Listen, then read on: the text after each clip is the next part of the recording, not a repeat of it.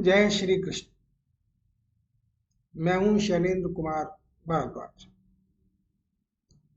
आज हमारी चर्चा का विषय है कि भगवत गीता कर्म कांड के प्रति उदासीन है और उसका प्राइम फोकस आत्मज्ञान पर है। अपने ऊपर पहचानो, अपने आप को पहचानने पर है। ये सुंदर सा विषय है। उससे पहले मैं अपने एक वर्णन करना चाहता हूँ।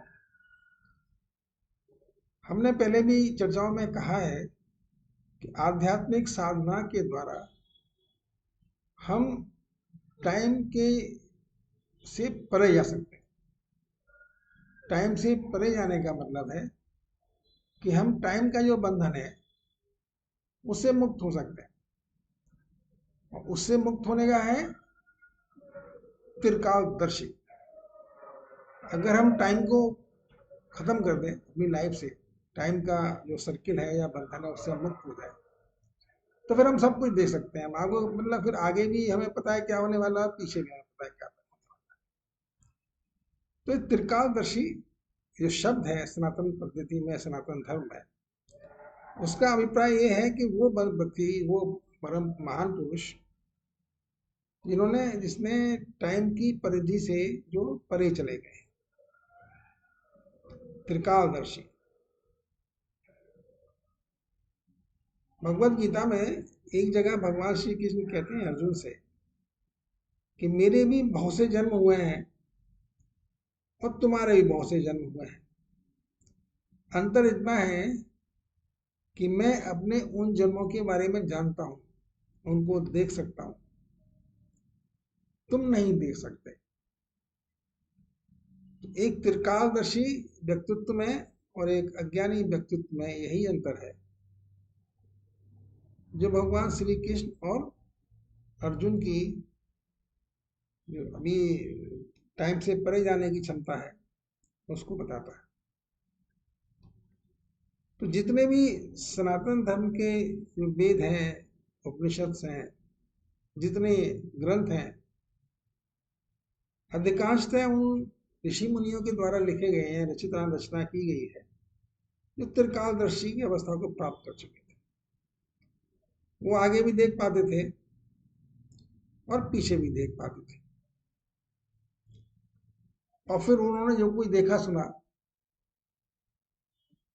और जो उनको समझ में आया कि मानव कल्याण के लिए हितकर है, उसको उन्होंने ग्रंथों में, शब्दों में पिरो दिया, जो उपलब्ध है हमारे सामने।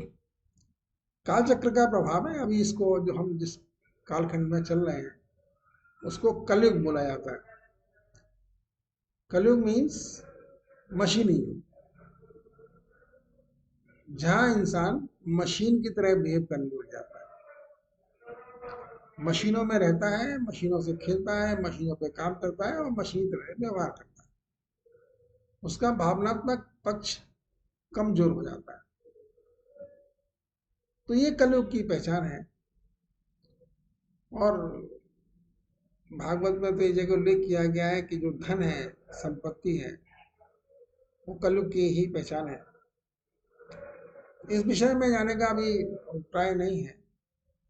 मेरा मतलब था कि आज मेरे मन में इच्छा थी कि मैं कुछ श्रीमद् भागवत में बहुत से सुंदर प्रसंग हैं जो आध्यात्मिक ज्ञान के गूढ़तम रहस्यों को समझाते, बताते हैं, और जो कथानक रूप में दिए गए कथाएं हैं वो। और शायद वो जानते थे कि अगर वो ज्ञान की बातें करेंगे तो अधिकांश लोगों के समझ में नहीं आए। मैं भी जब इस यूट्यूब चैनल पर बोलता हूँ तो मुझे ये समझ में आता है कि ये इतना क्लिष्ट हो जाता है, इस अध्यात्म के उस लेवल तक पहुंच जाता है जहां आम व्यक्ति को या नॉर्मल इंसान को उसकी आवश्यकता नहीं है। वो वहां तक समझ ही नहीं पाता। ये बात मैं समझता हूँ, मैं जानता हूँ। मेरे कुछ स्मृतों ने कहा भी कि आप जो अध्यात्म की बातें करते हैं वो पल्ले पड़ने वाली नहीं। पता नहीं क्या क्या आप बोलते रहते हैं, हमारी समझ में आता नहीं। सही कहते हैं वो, मुझे ही पता है। क्योंकि नॉर्मली मैं देखता हूँ कि जो व्यू ड्यूरेशन है इस यूट्यूब का, जो मैं भेजता हूँ डालता हूँ, वो थोड़ा बहुत कम है।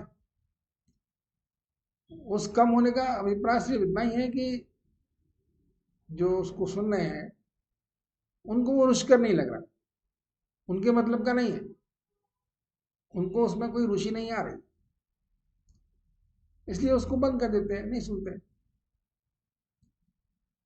लेकिन क्या लोग ये रुचिकर नहीं है तो मैं बोलना बंद कर दूं? अपने आप से पूछता हूं मैं। नहीं। कितने लोग हैं यहाँ पर जो इसको सुन रहे हैं, जिन्होंने भगवत गीता को या भागवत को पढ़ा, अप्रतिम ज्ञान है, हमारे भले के लिए है। हम कष्ट भोगते रहते हैं,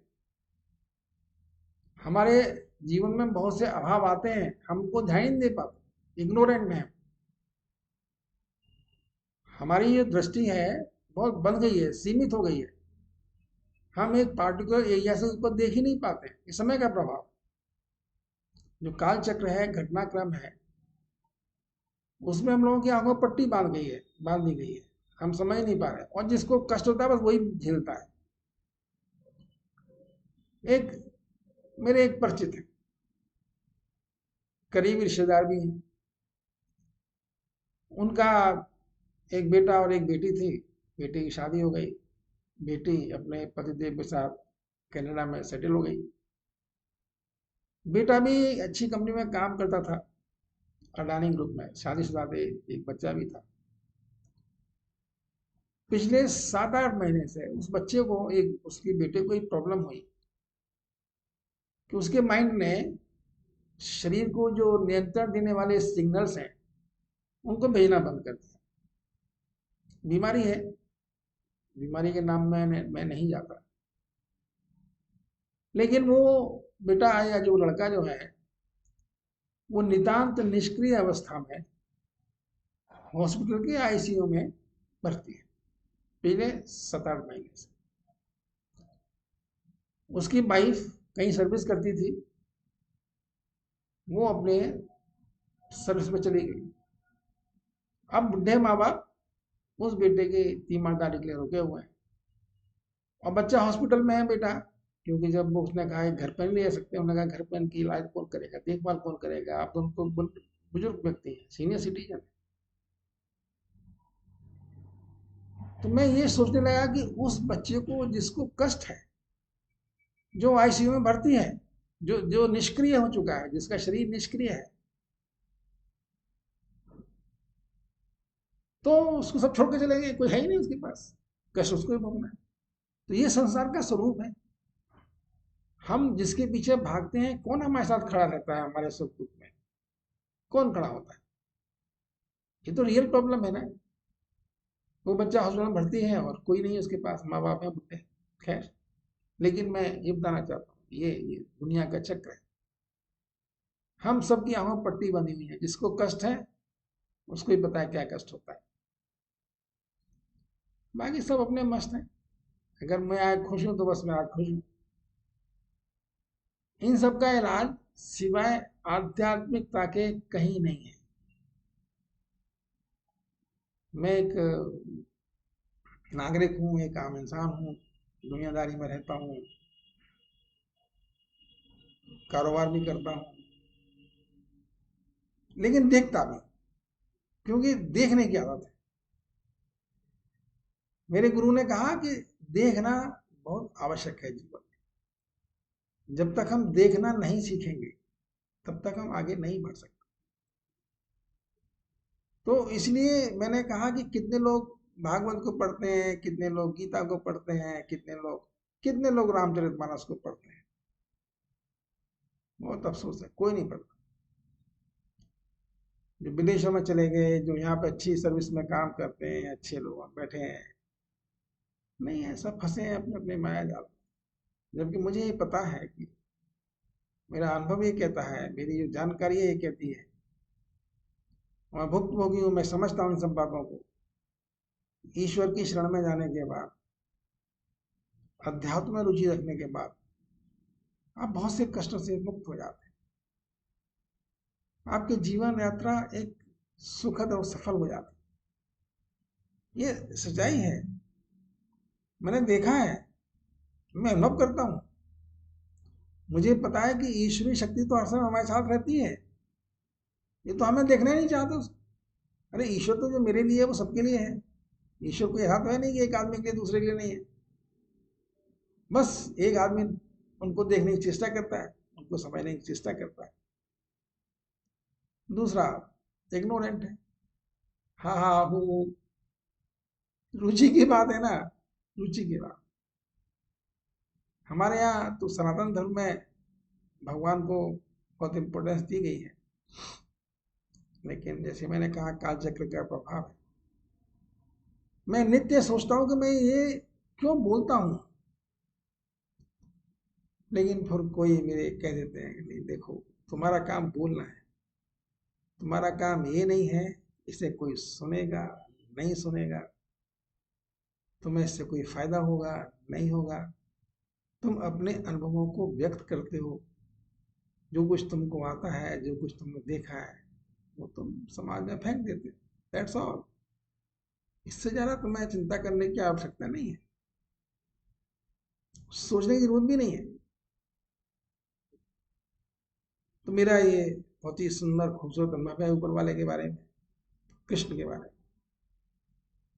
थोड़ा सा मैं फिर अपने टॉपिक पे आ जाता हूँ। तो जो त्रिकालदर्शी ऋषि मुनि हैं, उन्होंने ही भागवत की रचना की, उन्होंने ही श्रीमद् भगवत गीता की रचना की। लेकिन श्रीमद् भगवत गीता तक पहुंचते पहुंचते उन्होंने सब झंझट छोड़ दी। कुछ चक्कर मत पड़ो, कुछ मत करो, तुम नहीं कर सकते। आज मैं पढ़ने बैठा भागवत को, मैंने कहा सोचा थोड़ा भागवत के बारे में उद्धृत किया जाए, नहीं,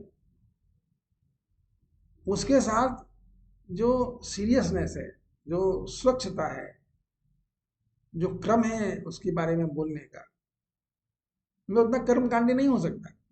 कर्मकांड कभी किया ही नहीं, मैं चाहते हुए कर्मकांडी नहीं बन सकता, क्योंकि मेरी शिक्षा दीक्षा और जो मेरे गुरु हैं, उन्होंने मुझे कभी कर्मकांड के बारे में बहुत प्रोत्साहित नहीं किया। और श्रीमद् भागवत का पठन और पाठन थोड़ा कर्मकांड का है, उसके बारे में वो थोड़ा सा आध्यात्मिक शक्ति का केंद्र है, और उसके करने के, उसके बारे में बोलने के लिए भी उनके जो ऋषि और विद्वान लोग हैं, उन्होंने कुछ शर्तें रख दी। और हम तो कृष्ण के भक्त हैं भाई, कृष्ण जी के साथ रहते हैं, मैं कृष्ण जी तो बंधन मुक्त कर देते हैं। तो बंधनों में रहना तो आता नहीं, ये करो और ये ना करो, ये नहीं आता। अब थोड़ा मुक्त होके हंस लो, मुस्कुरा लो। जीवन के जितने पल बचे हैं उनको हंसते खेलते मुस्कुराते गुजारो, प्रभु की चर्चा करते रहो, क्यों कृष्ण का ही खेल है, सब सब खेल कृष्ण का है। कृष्ण को पकड़ने के बाद फिर कुछ और पकड़ने को मन नहीं करता। कृष्ण त्रिकालदर्शी है, वो सब पता है। किसी भी ऊंचे से ऊंचे संत और ऋषि मुनि से उनका उच्च स्थान है, ऊपर है, और वो किसी भी कर्म कांड की अनुशंसा भी नहीं करते। तो मैंने फिर वो थोड़ा सा सोचा था, लेकिन मैंने उस टॉपिक को बंद कर दिया, क्योंकि भगवत गीता भी उन्हीं ऋषि मुनियों द्वारा संपादित और प्रस्तुत है जिन्होंने भागवत कही, मतलब तत्व दे दिया। भाई तुम तत्व से बात करो, अब कहानी में किस्सा मत जाओ, कथाओं के सूत्र मत संभालो, संभाल ही नहीं पाओगे, छोटी जिंदगी है।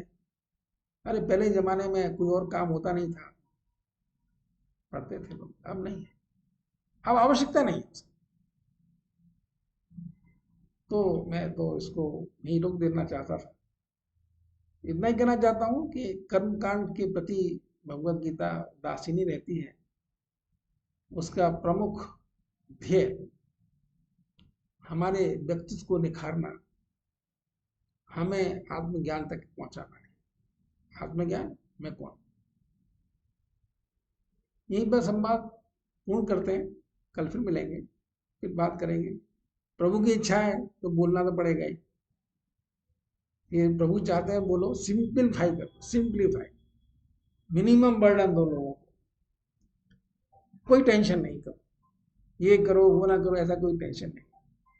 तो इस उससे मैं थोड़ा मुक्त हो जाना चाहता हूँ, और फिर भगवान की बात करते हैं। चलिए फिर मिलेंगे। जय श्री कृष्ण, जय श्री कृष्ण।